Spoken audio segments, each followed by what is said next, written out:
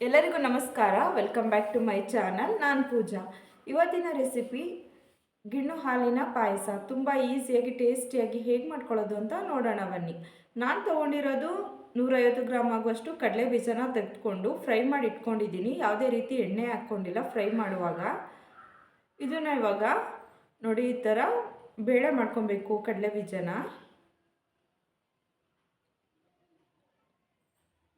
ನೋಡಿ ಇವಾಗ ಈ ಥರ ಬೇಳೆನ ಮಾಡ್ಕೊಂಡಿದ್ದೀನಿ.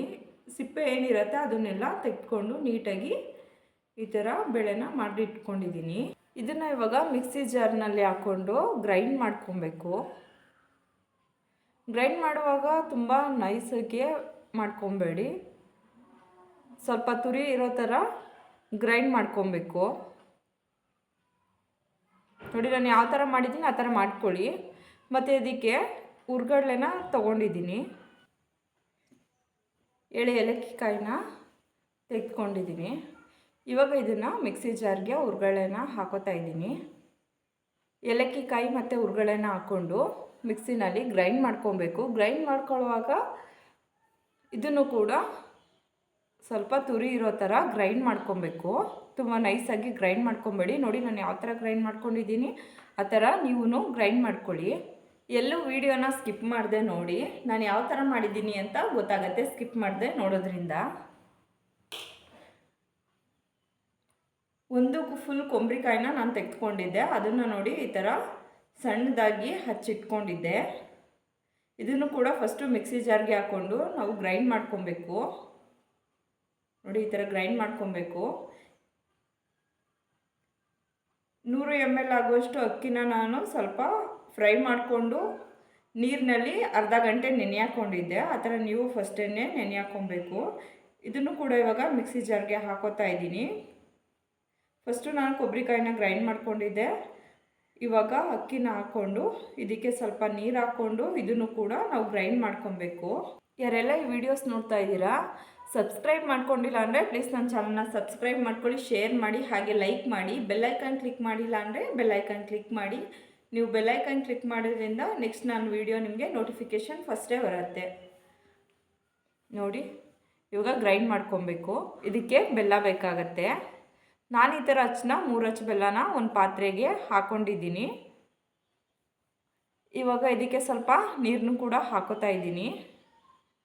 ಬೆಲ್ಲ ಮತ್ತು ನೀರನ್ನ ಕುದಿಯೋದಕ್ಕೆ ಬಿಡಬೇಕು. ಬೆಲ್ಲ ನೀರಿನಲ್ಲಿ ಕರಗಬೇಕು ಫುಲ್ಲು.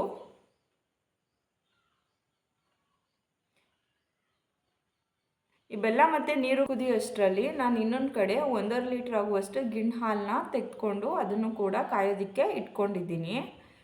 ನೋಡಿ ಇವಾಗ ನಾನು ಕೊಬ್ಬರಿ ತುರಿ ಮತ್ತು ಅಕ್ಕಿನ ಏನು ಗ್ರೈಂಡ್ ಮಾಡ್ಕೊಂಡಿದ್ದೆ ಅದನ್ನು ಇವಾಗ ಹಾಕೋತಾ ಇದ್ದೀನಿ.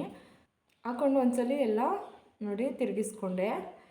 ಇವಾಗ ಸ್ವಲ್ಪ ಮಿಕ್ಸಿ ಜಾರ್ಗೆ ಒಂದು 50 ml ಆಗುವಷ್ಟು ನೀರನ್ನ ಹಾಕೋತಾ ಇದ್ದೀನಿ.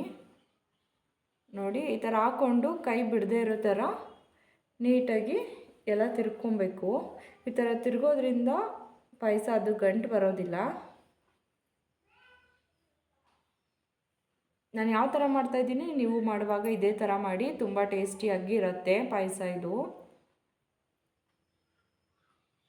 ನೋಡಿ ಮತ್ತೆ ನಾನು ತಿರುಗಿಸ್ಕೊತಾ ಇದ್ದೀನಿ. ಹೈ ಫ್ಲೇಮಲ್ಲಿ ಇಟ್ಕೊಬೇಡಿ, ಈ ಟೈಮಲ್ಲಿ ಸ್ವಲ್ಪ ಮೀಡಿಯಮ್ ಫ್ಲೇಮಲ್ಲಿ ಇಟ್ಕೊಂಡು ಮಾಡ್ಕೊಬೇಕಾಗತ್ತೆ. ಹಾಲು ಕಾಯೋದಿಕ್ಕಿಟ್ಟಿದೆ ಅಲ್ವಾ, ಇವಾಗ ಹಾಲನ್ನು ಕೂಡ ಹಾಕೋತಾ ಇದ್ದೀನಿ. ಹಾಲು ಹಾಕ್ಕೊಂಡು ಒಂದ್ಸರಿ ಎಲ್ಲನೂ ಮತ್ತೆ ನಾನು ಎಲ್ಲ ತಿರುಗಿಸ್ಕೊತಾ ಇದ್ದೀನಿ. ನಾನು ಯಾವ ಥರ ಮಾಡ್ತೀನಿ ನೀವು ಕೂಡ ಅದೇ ಥರ ಮಾಡಿ. ಗಿಣ್ಣು ಹಾಲಿನ ಪಾಯಸ ಅಂದರೆ ತುಂಬಾ ಎಲ್ಲರೂ ಇಷ್ಟಪಟ್ಟು ತಿಂತಾರೆ. ಈ ಥರ ಪಾಯಸ ಮನೆಯಲ್ಲಿ ಮಾಡಿಕೊಟ್ರೆ ಅಷ್ಟು ಟೇಸ್ಟಿಯಾಗಿರುತ್ತೆ ಈ ಪಾಯಸ.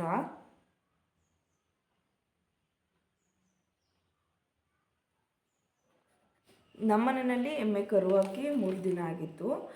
ಈ ಥರ ಗಿಣ್ಣಿನ ಹಾಲು ಅಂತಂದರೆ ಎಮ್ಮೆ ಆಗಲಿ ಹಸು ಆಗಲಿ ಕರು ಹಾಕಿದ್ದು 5 ದಿನದೊಳಗಡೆ ಮಾಡ್ಕೊಬೇಕು. ಈ ಹಾಲಲ್ಲಿ ಇಮ್ಯುನಿಟಿ ಪವರ್ ಜಾಸ್ತಿ ಆಗುತ್ತೆ ಇದನ್ನು ತಿನ್ನೋದ್ರಿಂದ. ವಿಟಮಿನ್ ಡಿ ಕೂಡ ಇರುತ್ತೆ. ಪೌಷ್ಟಿಕಾಂಶದ ಕೊರತೆ ಇದ್ದವರು ಮಿಸ್ ಮಾಡದೆ ಇದನ್ನು ತಿನ್ನಿ. ಹೆಚ್ಚು ಪೌಷ್ಟಿಕಾಂಶ ಇರುತ್ತೆ ಇದರಲ್ಲಿ. ಪ್ರೋಟೀನ್ ಮತ್ತು ಕ್ಯಾಲ್ಶಿಯಂ ಕೂಡ ಹೆಚ್ಚಾಗಿ ಇರುತ್ತೆ. ನಾನಿವಾಗ ನೋಡಿ ಅವಲಕ್ಕಿನ 200 ಗ್ರಾಮ್ ಆಗುವಷ್ಟು ಅವಲಕ್ಕಿನ ತೆಗೆದುಕೊಂಡು ಹಾಕೋತಾ ಇದ್ದೀನಿ. ಈ ಥರ ಅವಲಕ್ಕಿ ಹಾಕೋದ್ರಿಂದ ಗಿಣ್ಣು ಕೂಡ ಗಟ್ಟಿ ಬರುತ್ತೆ. ನೋಡಿ ಹಾಕ್ಕೊಂಡೆಲ್ಲನೂ ಚೆನ್ನಾಗಿ ಮಿಕ್ಸ್ ಮಾಡ್ಕೋತಾ ಇದ್ದೀನಿ. ಗ್ಯಾಸ್ ಫ್ಲೇಮ್ನ ಮೀಡಿಯಮ್ ಫ್ಲೇಮಲ್ಲಿ ಇಟ್ಕೊಳ್ಳಿ. ಇವಾಗ ಹುರ್ಗಡ್ಲೆ ಕಡಲೆ ಬೀಜ ಏನು ಗ್ರೈಂಡ್ ಮಾಡಿ ಇಟ್ಕೊಂಡಿದ್ದೆ ಅಲ್ವಾ ಅದನ್ನು ಕೂಡ ಹಾಕ್ಕೊಂಡು ಮಿಕ್ಸ್ ಮಾಡ್ಕೋತಾ ಇದ್ದೀನಿ.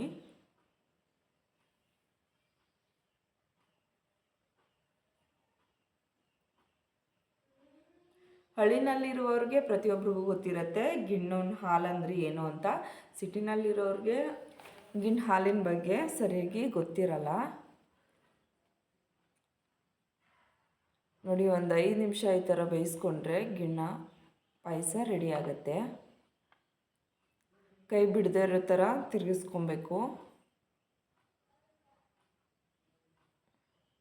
ಅವಲಕ್ಕಿ ಹಾಕಿರ್ತೀವಲ್ಲ ಅವಲಕ್ಕಿ ಸ್ವಲ್ಪ ಅದರಲ್ಲಿ ಬೇಯಬೇಕು. ನೋಡಿ ಇವಾಗ ಗಿಣ್ಣಿನ ಪಾಯಸ ಆಗಿದೆ.